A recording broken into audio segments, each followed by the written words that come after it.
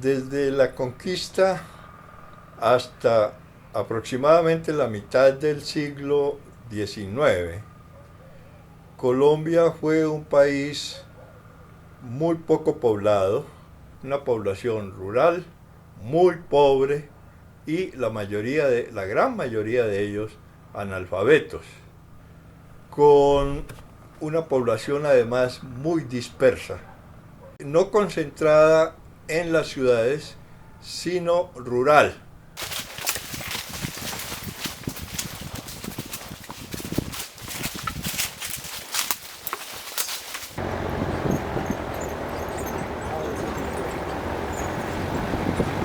Esa población comienza a cambiar poco a poco, aproximadamente hacia 1870, donde la mejora de las condiciones higiénicas relativas, la creación de hospitales, la asepsia, todo va mejorando poco a poco y la población comienza a crecer cada vez más rápidamente.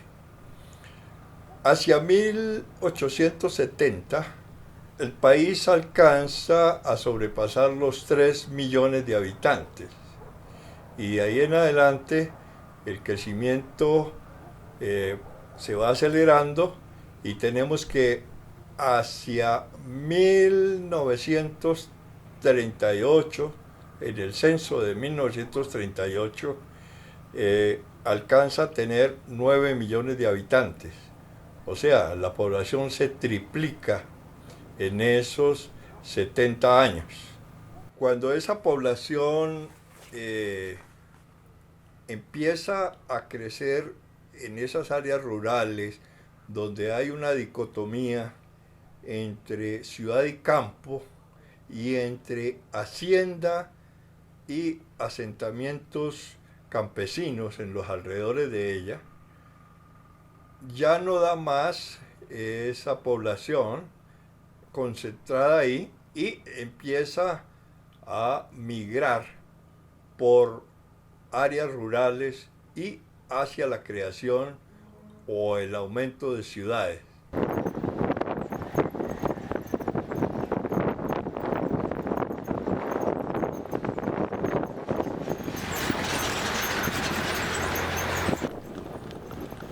Este momento tiene un efecto muy grande sobre el desarrollo general del país y la creación de una nueva geografía, del inicio de creación del Estado-Nación como tal. Hay algo importante, es que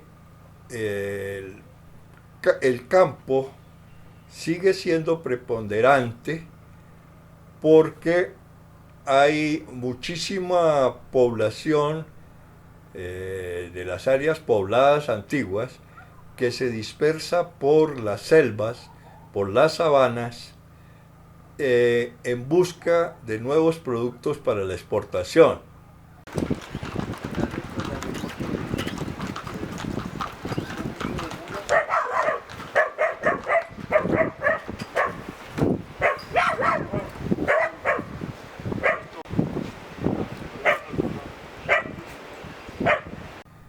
Hay una demanda internacional que tiene un efecto muy fuerte sobre la dispersión de la población y para ofrecer mercancías para la venta y al intercambio con otros países.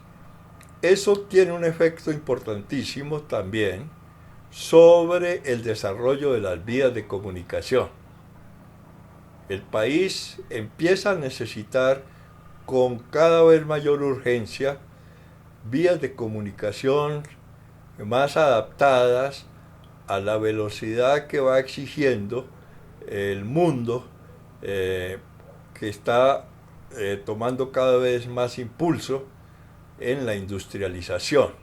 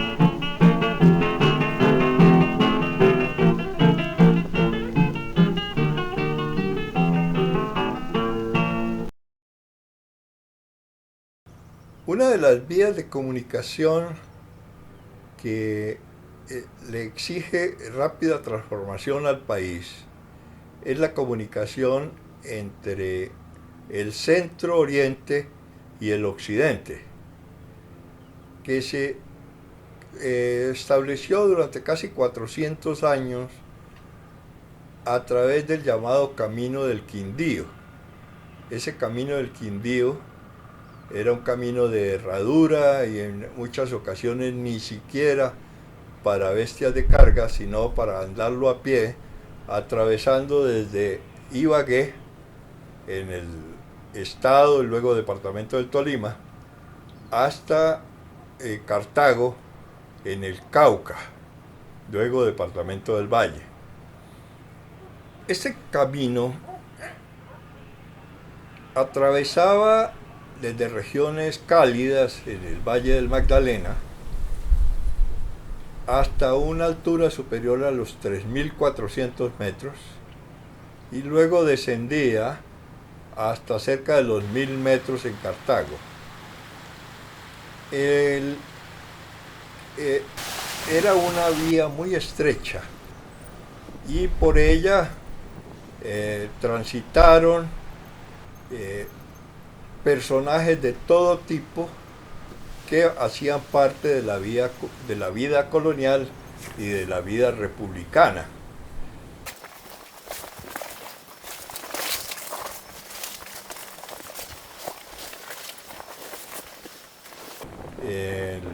En la vida colonial, oidores, visitadores reales, ejércitos españoles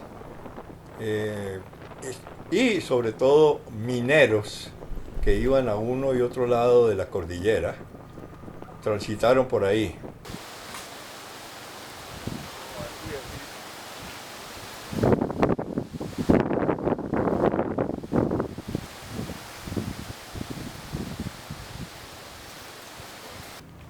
Sin embargo, tantos años, el camino no mejoró. Lo mismo ocurre en el periodo republicano, cuando se crea el Camino Nacional. Ese Camino Nacional que fue atravesado en 1801 por Humboldt, luego por Bolívar, por Bousignols, Helner y grandes prohombres, digamos, de ciencia y de política, tampoco mejoró mucho porque las condiciones de la vía no lo permitían. Es una zona donde las cenizas volcánicas acumuladas sobre suelos más antiguos se convierten en grandes fangales que en el periodo de las lluvias debían de ser atravesados a pie o en bestias enterradas casi hasta la barriga.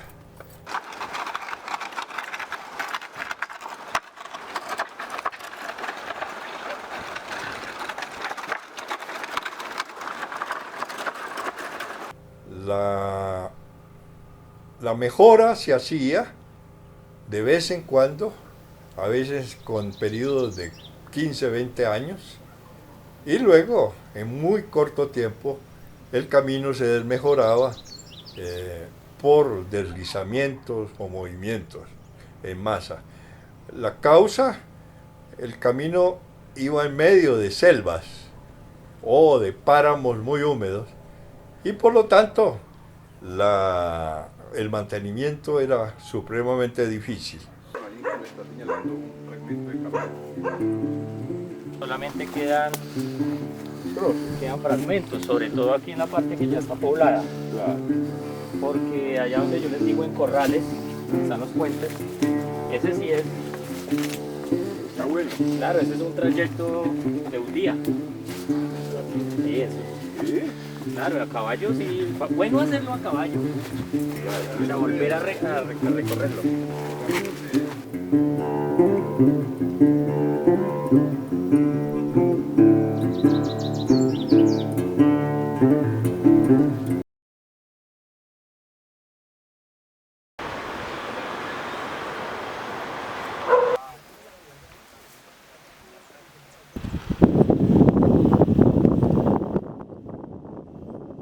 que en 1930 se dio al servicio la carretera entre Calarcá e Ibagué. Esa carretera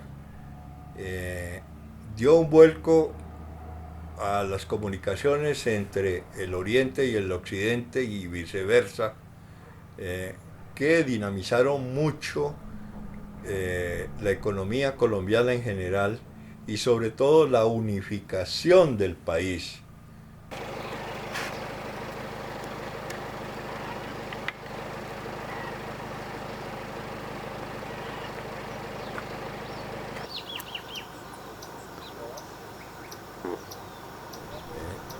Esa unificación la hace el servicio de camiones, buses y automóviles que en cada vez mayor cantidad empiezan a circular por esa vía.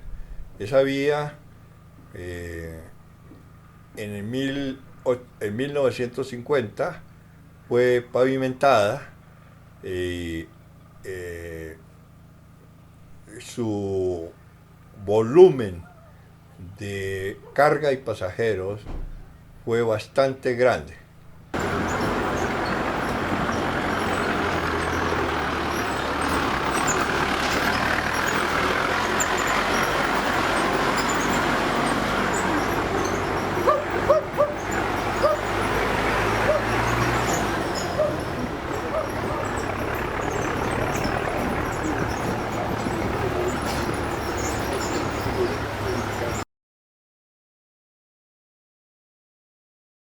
Un viajero que nos interesa especialmente tratar acá es el antioqueño Rufino Gutiérrez, que en 1918 retrata muy bien la situación cambiante que se estaba dando en Colombia. 27 años antes, atravesó por el camino del Quindío, el viejo camino de Herradura, vuelve a atravesar, pero en condiciones muy diferentes, en 1918. 27 años antes, atravesó por el camino del Quindío, el viejo camino de Herradura, entra hacia la región del Valle del Cauca, por Manizales, por el camino de Mariquita a Manizales, y se llega hasta Cali y luego baja a Buenaventura.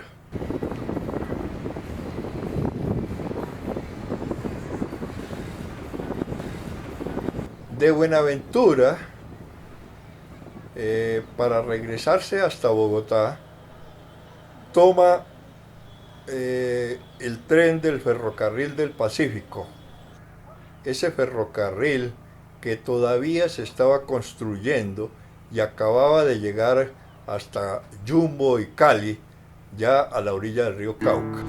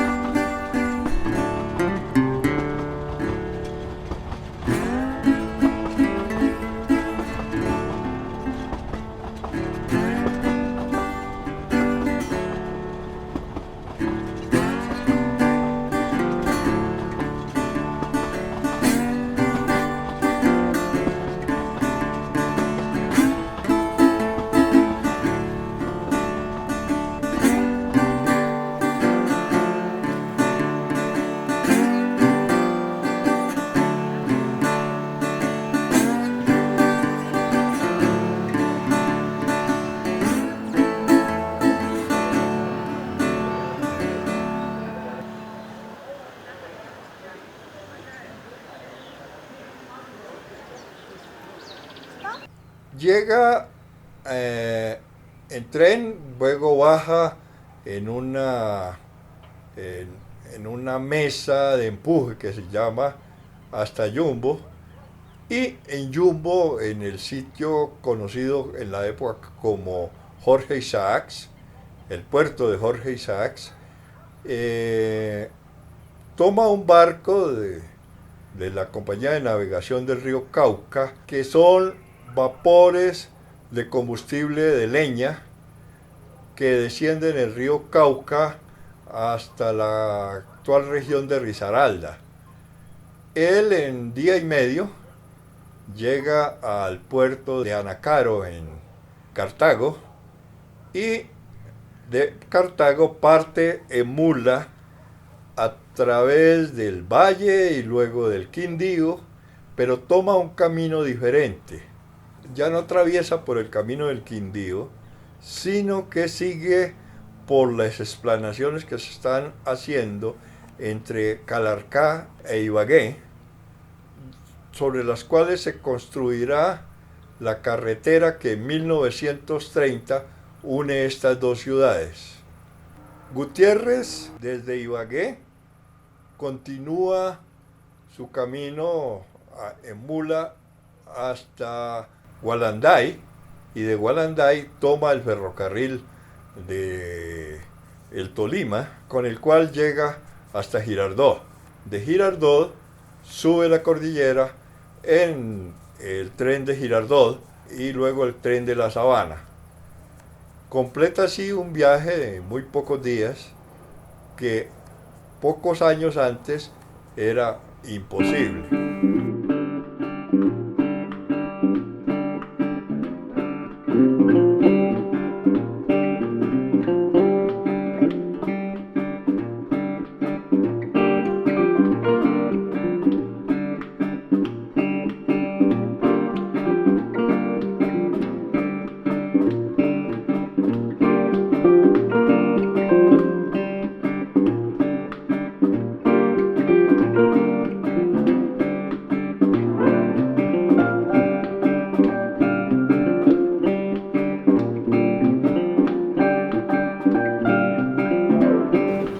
Camino que lo lleva a través de las nuevas poblaciones que han surgido en el Valle del Quindío. Por ejemplo, llega Armenia, que 17 años antes había visitado con unos 2.000 habitantes, de pronto encuentra una ciudad de más de 17.000 habitantes. Son ciudades que están creciendo muy rápidamente y que están entrando en la economía del café, que le da mucha fuerza tanto a las zonas de colonización cafetera como al país en general.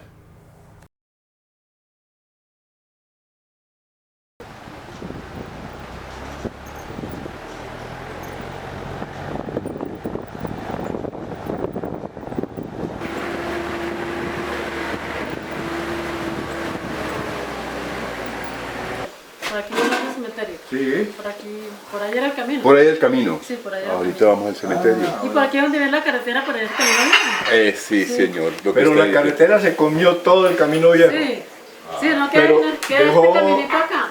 Este caminito de aquí del filo a acá.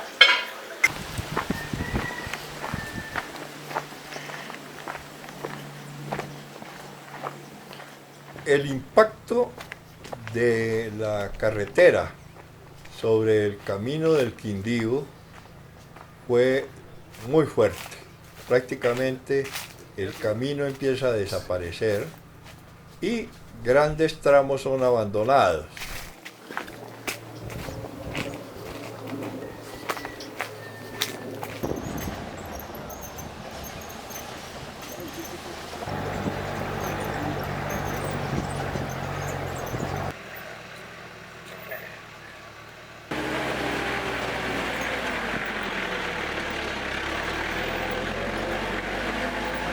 Y al ser abandonado, la selva los cubre y los deslizamientos de tierra los cubren también, haciendo que se pierda uno de los lugares más importantes para Colombia.